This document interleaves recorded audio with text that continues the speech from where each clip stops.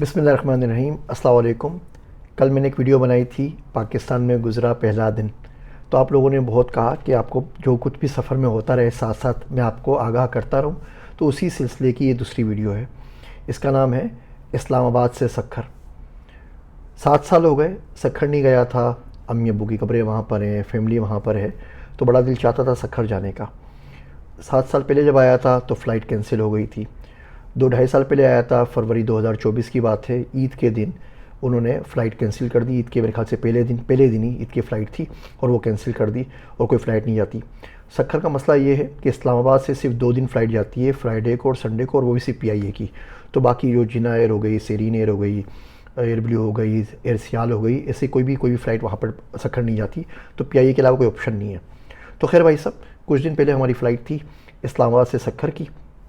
3:15 का टाइम था। हम आराम से टाइम के हिसाब से 1:30 बजे तकरीबन एयरपोर्ट पहुंच गए। बनी गाला से वहाँ तक पहुँचा अपने घर से एयरपोर्ट तक, तो वो 1 डेढ़ घंटे का रास्ता अलग। तो घर से हम 12 सवा 12 बजे निकल गए थे। एयरपोर्ट पहुँचे, आराम से हो गया, सिक्योरिटी क्लियर हो गया, सब कुछ हो गया।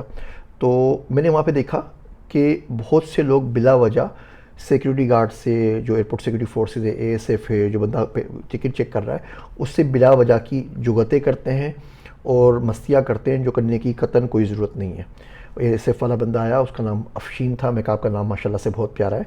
तो बहुत ज़्यादा खुश हो गया, क्योंकि मुझसे आने वाले जितने भी लोग थे वो उसको किसी ना किसी बात के ऊपर जिज कर रहे थे, सुना रहे थे। मतलब पाकिस्तान में अगर कुछ ख़राब हो रहा है ना, तो उस गरीब की ज़िम्मेदारी हो गई। क्यों भैया, उस गरीब की ज़िम्मेदारी क्या है?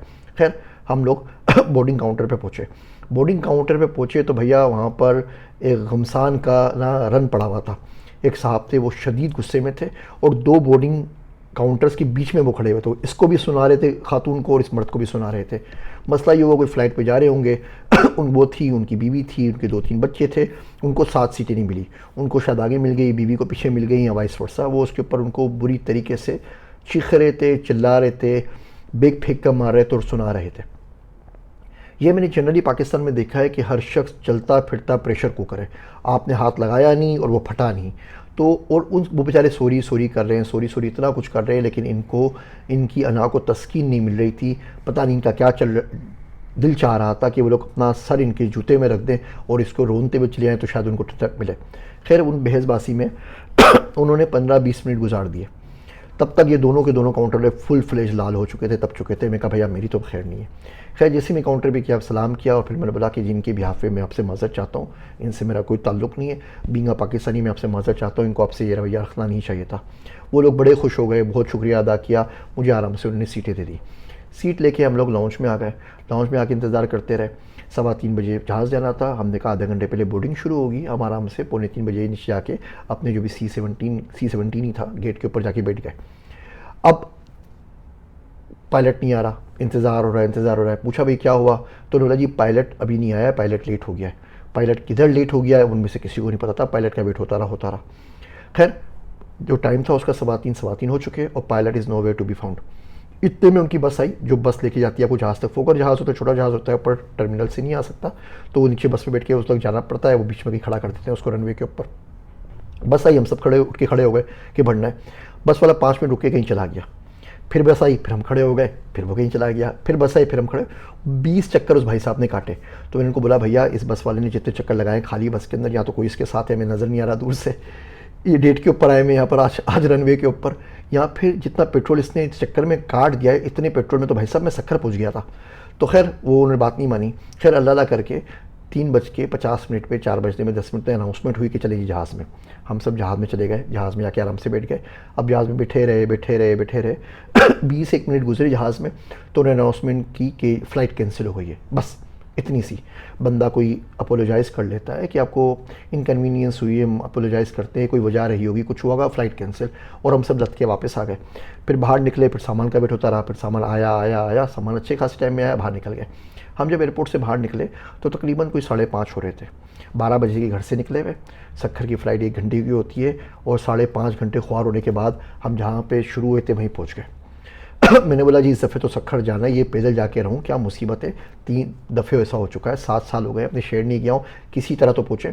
जिस मुल्क में आप पॉइंट A से पॉइंट B में अपना सफ़र प्लान ना कर सकें, उस मुल्क में हम बात कर कैसे सकते हैं 5 साला मनसूबा, 10 साला मनसूबा, 50 साला मनसूबा, जहाँ पे सिर्फ ये प्लान नहीं कर सकते कि एक शहर से दूसरे शहर में पहुँचना कैसे, उस टाइम के ऊपर आप पहुँच जाएंगे। खैर गाड़ी बुलाई, गाड़ी किसी से आगे ड्राइवर के साथ में कहा जी बाय रोड चलते हैं।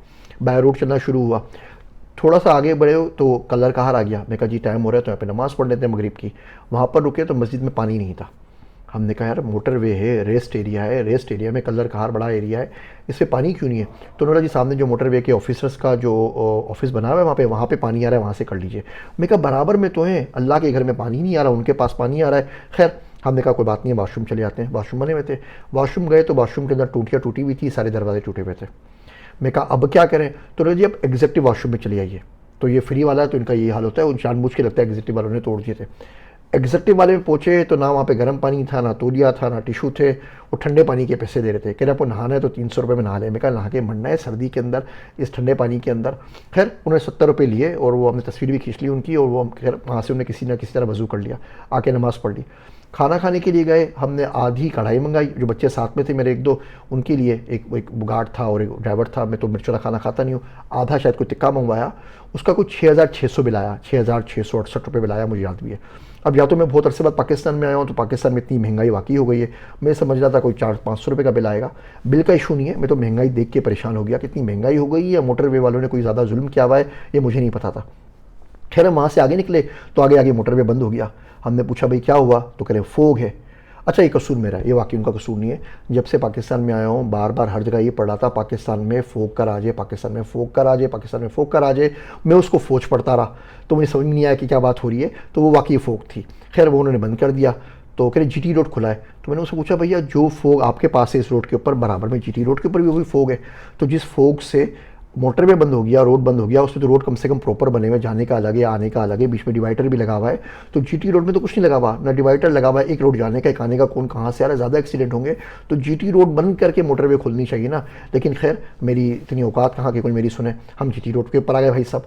वहाँ पर 2 गन्ने की ट्रालियाँ आपस में टकरा के एक दूसरे से गिरी हुई थी और पूरा का पूरा जीटी रोड बंद था। 1.5 घंटा हम पेट्रोल पंप के ऊपर खड़े इंतज़ार करते रहे, दुआएं करते रहे वो खुल जाए। वो खुल गया बड़ी मुश्किल से। रात को हम लोग ये सब कुछ करने कराने के बाद कोई 1 बजे के करीब, 1:30 बजे के करीब मुल्तान पहुँचे। वहाँ मेरा भतीजा रहता है, रात हमने वहाँ गुजार ली। अब सुबह सुबह उठ के हम फजर पढ़ के फिर निकल गए मोटरवे के लिए। पता चला मोटरवे खुलता है 11:30 बजे। अच्छा 9 साढ़े 9 बजे धूप निकल आई थी, फोग का दूर दूर तक कोई निशान नहीं था। लेकिन उन्होंने बोला कि जी ऊपर से ऑर्डर है, हम 11 बजे खोलें तो हम 11 बजे खोलेंगे। वो फिर वो 11:20 पे खुला और फिर बड़ी मुश्किल से 24-25 घंटे की ख्वारी के बाद हम अगले 4-5 घंटों में सखर पहुंच गए। सखर में क्या हुआ वो आपको अगली वीडियो में बता दूंगा, लेकिन आपको इस सिंपल प्रोसेस बता रहा हूँ। एक 2 छोटे शहरों में, एक इस्लामाबाद और सखर, एक ही मुल्क के शहर है ना, 2 पॉइंट ए से पॉइंट बी पहुँचने का।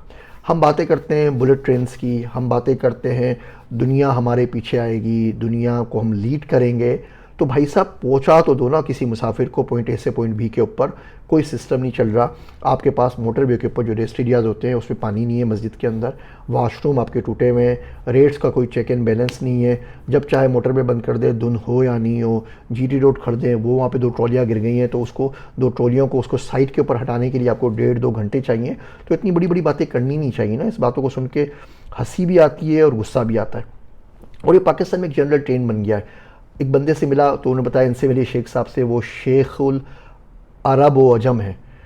तो मैंने कहा अच्छा ये शेख साहब ने अरब और अजम के कितने मुल्क देखे हैं?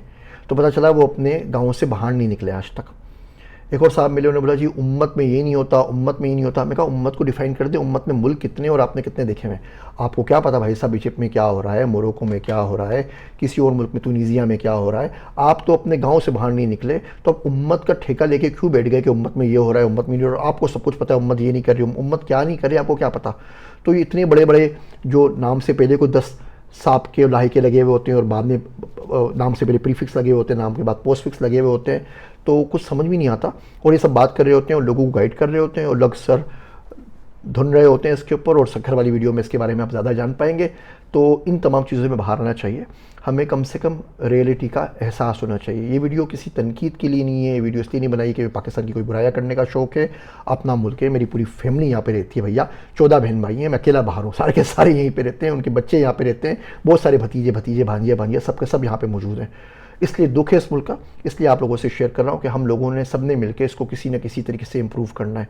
जो लोग रोड के ऊपर करते हैं, जो क्रॉसिंग करते हैं, जो रॉन्ग साइड के ऊपर आ रहे होते हैं, जो बाकी काम करते हैं, वो तो आप सबको पता है, मैं कितनी फिर बातों को रिपीट करूँ। खैर, इस तरीके से मैं आप लोगों के साथ साथ चल रहा हूँ। जब यूट्यूब बनाया था मैं कहा था जो कुछ भी ज़िंदगी में होगा आप लोगों को बताता रहूँगा भाई साहब। तो अब मैं सखर पहुँच गया हूँ, आगे की कहानी बाद में करेंगे। अस्सलाम वालेकुम।